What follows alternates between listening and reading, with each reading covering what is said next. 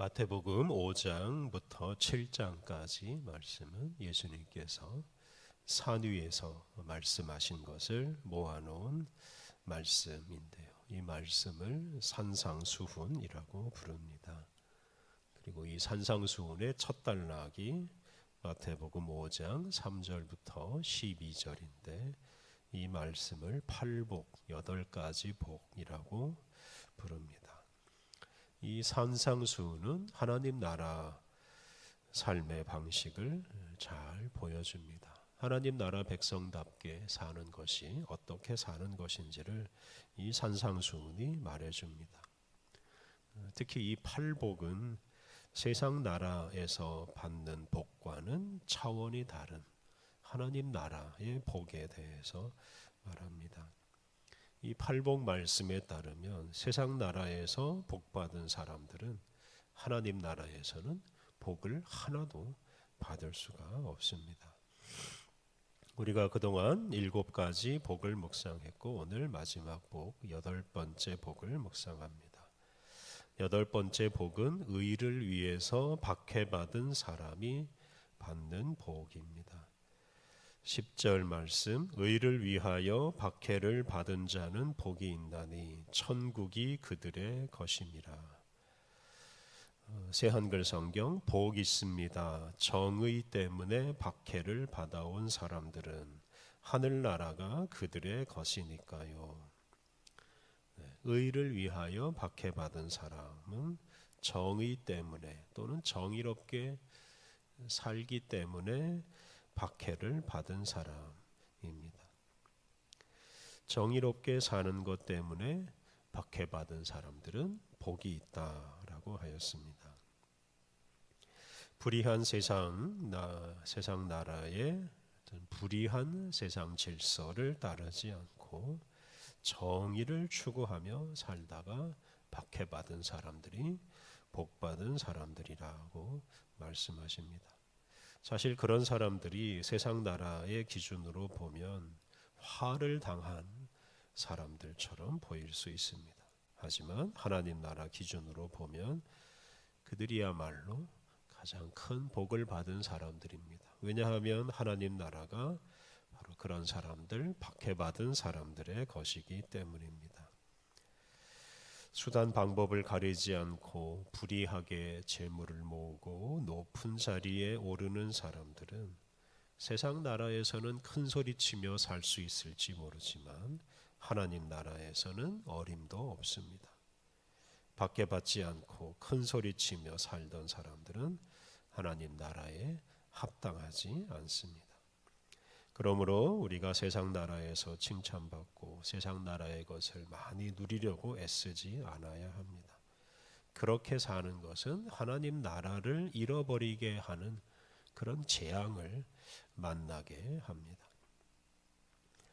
우리는 세상 나라의 규범을 따라 살거나 세상 사람들의 눈치를 보지 않아야 합니다. 오직 하나님 나라 백성답게 살아야 하고 그렇게 사는 것 때문에 사람들의 눈에 좀 이상하게 보이고 미움도 받고 박해도 받아야 합니다.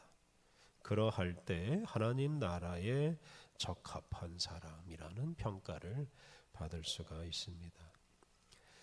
11절과 12절 말씀은 이 8번째 복에 대한 설명입니다. 11절, 나로 말미암아 너희를 욕하고 박해하고 거짓으로 너희를 거슬러 모든 악한 말을 할 때에는 너희에게 복이 있나니. 이 구절에서 나는 예수님이시고 너희는 예수님을 따르는 제자들입니다. 예수님 때문에 예수님의 제자들이 욕을 먹고 박해를 받고 거짓으로 하는 온갖 악한 말을 들을 것이다 라고 하였습니다. 그런데 그러할 때 너희에게 복이 있다라고 말씀하셨습니다. 그렇게 박해를 당하고 욕을 먹을 때 그것을 복받은 일이라고 생각하라는 뜻입니다. 예수님을 따르는 우리가 예수님 때문에 즉 예수님 말씀대로 사느라고 온갖 욕을 먹고 박해를 받을 때 그것을 복이라고, 복받은 것이라고 생각해야 합니다.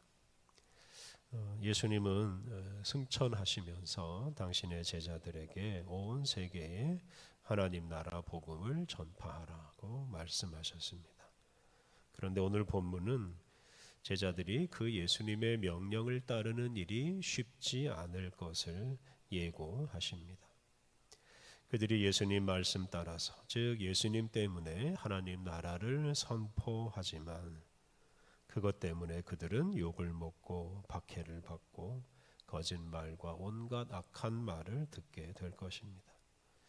실제로 예수님 말씀 따라서 복음을 전하던 제자들은 유대인들과 또 이방인들에게 고난과 심지어 죽임을 당했습니다. 그리하여 무수한 순교자들이 생겼습니다. 그런데 예수님께서는 그러한 일을 복된 일로 여기라고 말씀하십니다. 이 세상 나라는 하나님 나라의 적대적일 수밖에 없습니다. 하나님 나라가 이루어지면 세상 나라는 사라지고 세상의 통치자들은 그 자리를 잃어버리기 때문입니다. 하나님 나라 복음을 전파하는 사람들이 박해를 받으면 그것이야말로 하나님 나라를 잘 전파하고 있다는 증거입니다.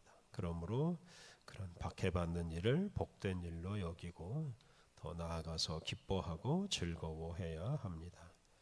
12절 기뻐하고 즐거워하라 하늘에서 너희의 상이 큼이라 너희 전에 있던 선지자들도 이같이 박해하였느니라.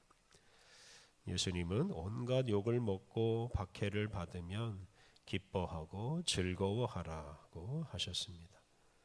세상 나라에서 박해를 받으면 받을수록 하늘에서, 즉 하나님 나라에서 더 큰 상을 받을 것이기 때문입니다. 우리는 세상 나라가 아니라 하나님 나라에서 받을 상을 기대하면서 하나님 나라 방식으로 살아가야 합니다. 그렇게 살아야 우리를 통해 하나님 나라가 전파됩니다. 예수님께서는 구약 시대의 선지자들도 박해를 받으면서 하나님 말씀을 전했다고 하셨습니다.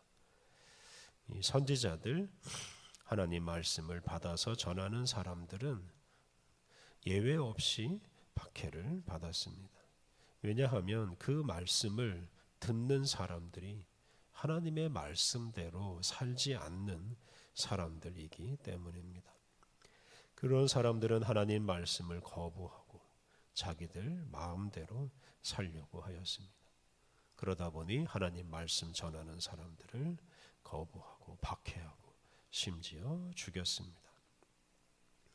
하나님의 말씀과 하나님 나라를 거부하는 사람들은 이렇게 하나님 나라 복음을 전파하는 예수님의 제자들도 박해하기 마련입니다. 그러므로 하나님 나라 복음을 전하다가 박해받는 것을 당연하게 여기고 기뻐해야 합니다.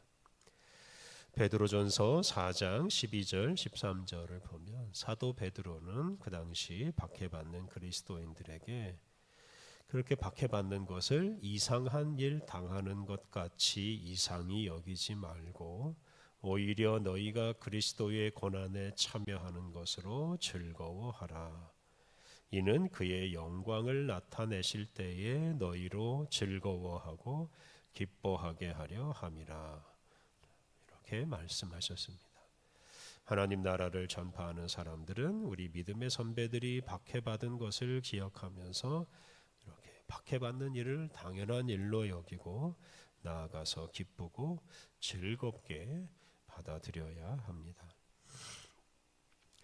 많은 사람들이 이 세상에서 편안하고 즐겁고 화려하게 살고 싶어 합니다.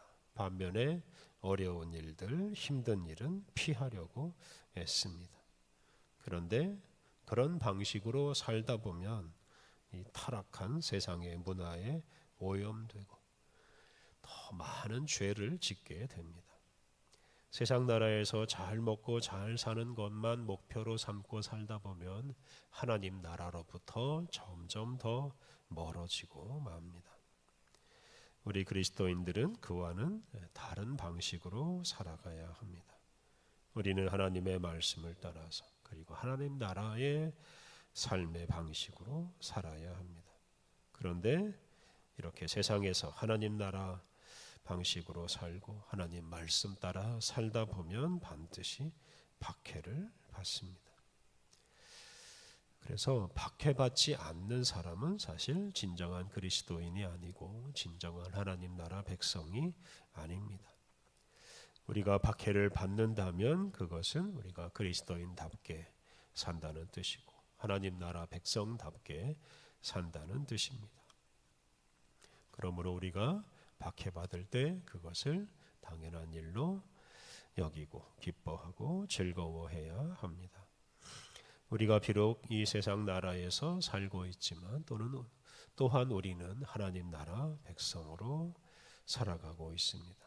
세상 나라나 세상 사람들에게 잘 보이면서 세상에서 즐겁게 살려고 애쓰지 않아야 하겠습니다. 그런 사람들은 하나님 나라에 적합하지 않기 때문입니다. 의를 위하여 또 하나님 나라를 위하여 박해받는 사람이 참으로 복받은 사람들입니다. 그러한 사람이 하나님 나라에 적합한 사람이기 때문입니다. 하나님 나라 백성답게 박해를 즐겁게 받아들이며 이 세상 나라와는 전혀 다른 하나님 나라를 사람들에게 전파하며 살아가야 하겠습니다. 우리 함께 기도하겠습니다. 하나님 예수 그리스도 안에서 우리를 부르셔서 하나님 나라 백성으로 살게 하시니 감사합니다. 이 세상에서 하나님 나라 백성으로 사는 것이 어렵고 힘든 일이지만 어렵고 힘든 일을 만날 때마다 그것을 복이라고 여기고 기쁨으로 받아들이고 잘 이겨내게 하옵소서. 우리가 언제 어디서나 하나님 나라 백성답게 살게 하옵소서. 박해받는 삶으로 세상 나라와는 다른 하나님 나라를 보여주며 살게 하옵소서. 은혜가 풍성하신 하나님, 우리에게 새날을 주시니 감사합니다. 대림절 넷째 주간을 보내고 성탄절을 맞이하는 우리의 삶에 주님께서 베풀어 주시는 은혜가 충만하게 하옵소서.